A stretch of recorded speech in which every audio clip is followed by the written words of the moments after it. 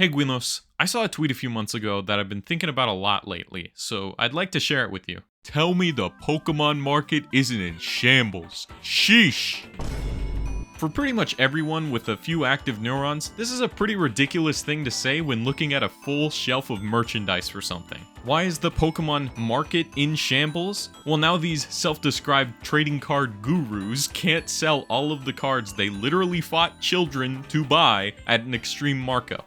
Some of these replies are really funny. They're talking about it as if it were some high-level stock and not a children's trading card game. Everything in this picture is the reason why I never bothered with Pokemon cards. They're flooding the market more than sports cards are at the moment. The value of sports cards also has drastically changed based on performance. A Charizard can't get better or worse. It just gains value as time passes. These guys are fully serious about this. If you go on Twitter and search Pokemon cards investment, you'll get a ton of tweets like these ones where they're just talking about these little slices of cardboard like they're savings bonds. It's exactly why I stopped collecting Pokemon cards a few years ago. I used to grab a pack of Pokemon cards every now and then with my extra cash while I was shopping, and then they took them out of retail stores due to safety concerns. These guys were literally fighting off parents and kids to try and resell sealed packs of cards or pull one they could then grade and throw on the market. So much so that a bunch of retail stores decided it wasn't worth the money. Then, because purchasing them became online only, they got a bunch of bots to buy up all the stock and then resold them on eBay, and then the people who bought them on eBay would pull all the cards, get them graded, and then put them on some marketplace and wait for the price to go up. They made trading cards into a goddamn stock exchange. Unfortunately, ever since the pandemic, it seems like every wannabe hustler's side gig is to buy up a bunch of children's toys and sell them to the highest bidder, which takes them away from people who would have actually wanted them in the first place. You've got these guys with video games, Lego, all trading cards, figurines, toys, CDs, and vinyls. Basically, if someone would enjoy it, you'd best believe that some asshole's gonna swoop in and buy all of whatever it is as an investment. I find it really interesting because it's not really comparable to how people dig up an old collection and fetch a high price for it. In that scenario, the person selling their collection not only probably enjoyed whatever it is they're selling, but also wants to see other people enjoy it as well. There's a clear emotional connection there, and you can tell that they care about whatever it is. These people do not.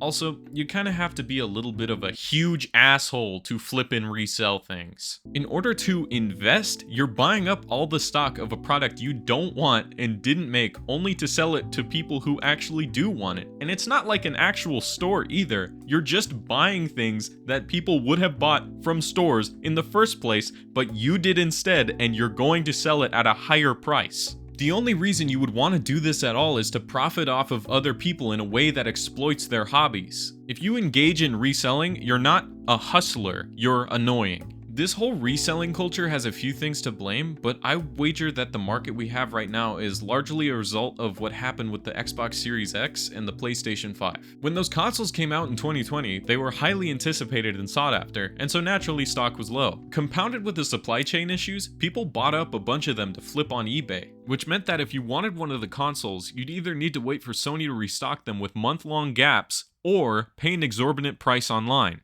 You were out of luck. That same year, Pokemon cards saw a resurgence due to Logan Paul making a video about his hunt for an extremely expensive Charizard. It's not that Pokemon cards weren't already popular, it just stoked the flames of a bunch of get-rich-quick guys that saw a way to get rich quick. The whole trading card market grew incredibly quickly. There were also a bunch of controversies and scams that I'm really not going to get into, but it really boils down to people would buy a bunch of packs, take out all the good cards, reseal them, and then sell them online as if they were sealed. It should sort of clue you into the character of these so-called investors. On the bright side, we saw a lot more people getting into trading cards and video games, but not on the bright side, a lot of the investors saw them as more money bags. They claim to be fans of the things they're reselling, but in reality, they couldn't be further. They're actively making it more difficult for people to access and enjoy the things they claim to like. I have no doubts that tons of people made thousands of dollars off of reselling cards and consoles. Now that it's proven to work, nothing popular and limited is safe from becoming an investment, rather than what it was actually meant to be used for.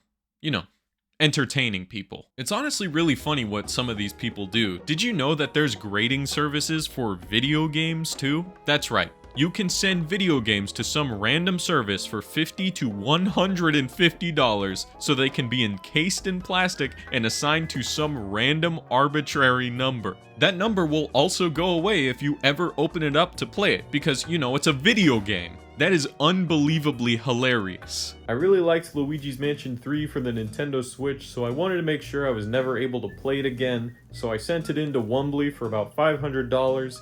They gave it back to me. It's got about a 4.5 on the Wombly scale, which means it'll be about $300 for anybody that wants to buy it. If any of you are interested, I'm at Arby's after 5 p.m. every weekday. The only thing that would be funnier is if they graded something that was even stupider to collect and not use, like DVDs. Oh, what's that? Oh, they do grade DVDs? And CDs? Oh. Okay. You could maybe make some argument about how there's supposed to be some economy when it comes to trading cards and how rare or expensive some are. And video games go out of print and physical editions become cool collectibles for the people that enjoyed the games. But there is no excuse for grading them and making them inaccessible and unusable. And honestly, it's not even the worst thing I've been seeing with resellers lately. To diversify their investments, they've started to buy up Lego sets and sell them at a 100% markup. This is genuinely awful behavior by any adult. These are toys, many of which have the label 9+ on them.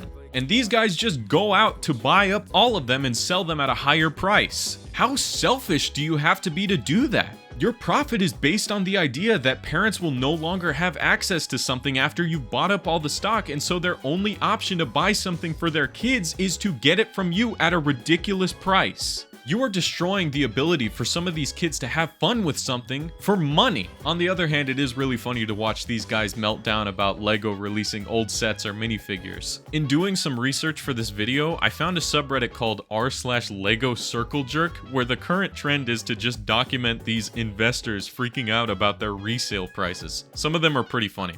I'd recommend checking them out. My family was hit hard by 2008. There's clearly a problem here, and I think it goes deeper than a few people online buying up all the stock of collectibles and toys. It's similar to what happened with thrifting, which has changed how the secondhand market works, and in general has made it more difficult for people to get things if they're not able to fork over the extra cash. Thrifting has faced problems these past few years with the popularization of reselling or flipping clothes or items found in thrift stores. It led to many stores pricing out their original demographic, which was typically lower income. Nowadays, if you look up thrifting, you'll find tons of guides on how to make money on the side by buying up nice clothes and selling them for more online. Reselling culture has a tangible effect on less fortunate people, and by buying up a bunch of stuff just to turn a profit, you're undermining the entire reason these secondhand stores exist in the first place. I've mentioned it a lot in my past videos, but I really like a store nearby called Game Exchange. It's a secondhand game store that I frequent for new releases and old gems, but recently it's also been hit with a wave of pricing out. A few years ago, they used to just price everything below MSRP, but nowadays they'll take to price charting websites to see how much they can possibly get for it. It's completely defeated the purpose of going in there at all.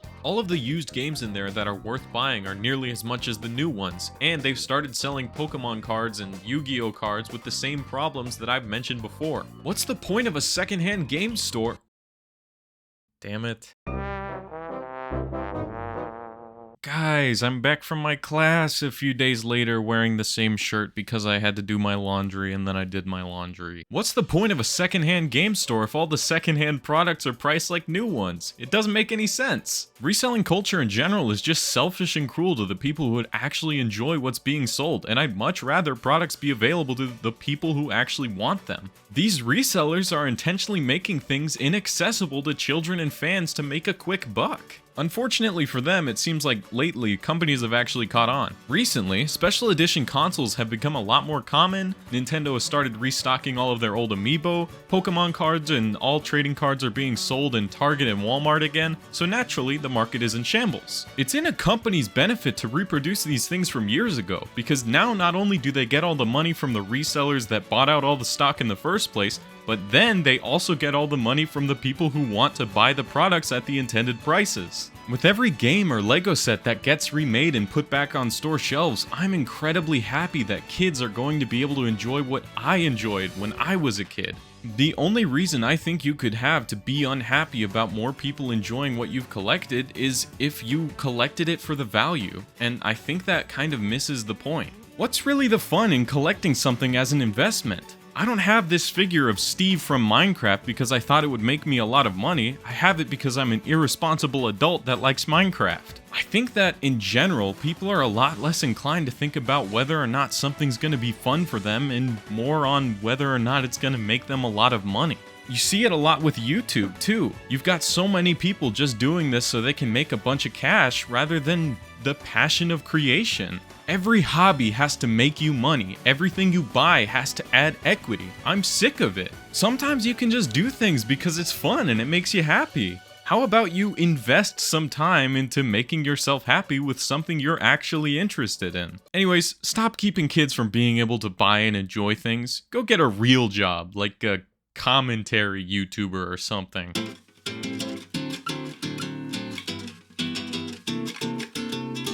Keep